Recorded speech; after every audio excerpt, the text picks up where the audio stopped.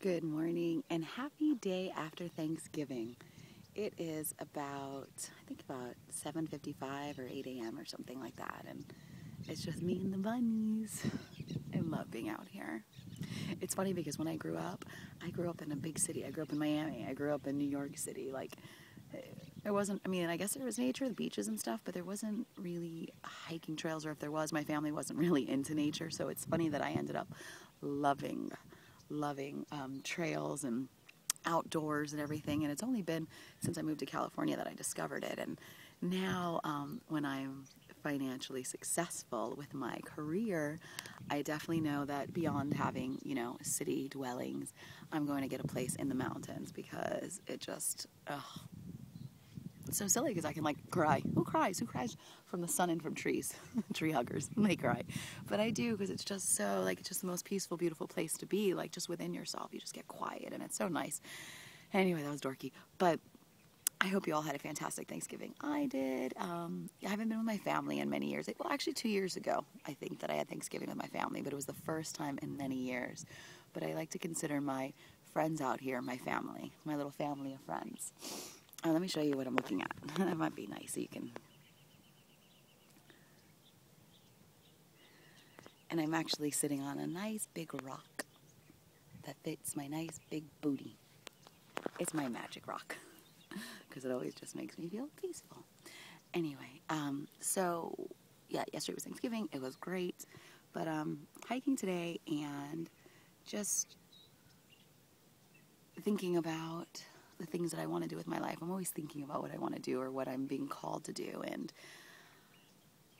the only thing that always comes over me is because, I'm trying to write a book and I'm trying to get my talk show and I'm trying to, do all these things.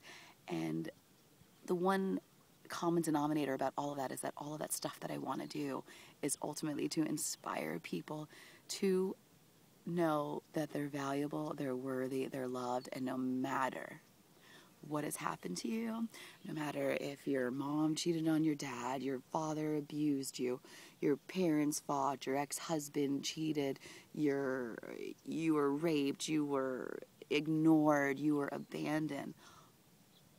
The only way that binds you or bounds you in your life is if you allow it to. Yes, circumstances suck. Yes, we've all been dealt cards, but it is up to you. It is up to you to not allow that to hold you back. It is up to you to take those circumstances and turn you around into the best, strongest person that you can be and use your life to make somebody else's better.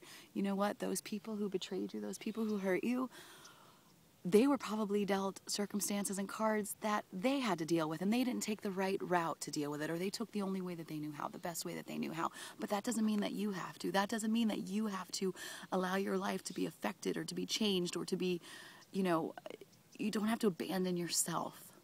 Your light is always there, and people and circumstances temporarily try to dim it.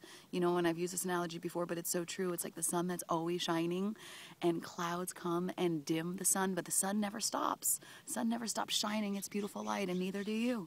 You never do. You can choose to allow to be clouded for the rest of your life and to allow those circumstances to bury you, to darken you, or you can choose to let them strengthen you. You can choose to keep shining your light. You can choose to be stronger, to overcome. But the choice ultimately is you.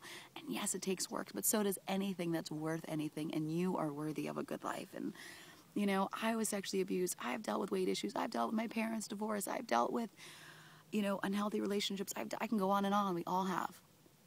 But I've also made the choice to not allow those to tie me down, to not allow that to lead the rest of my life for me, to not allow that, not to be defined by my past, not allowed to be defined by my circumstances. Anyway, I need to walk before I get lazy. So come with me. So,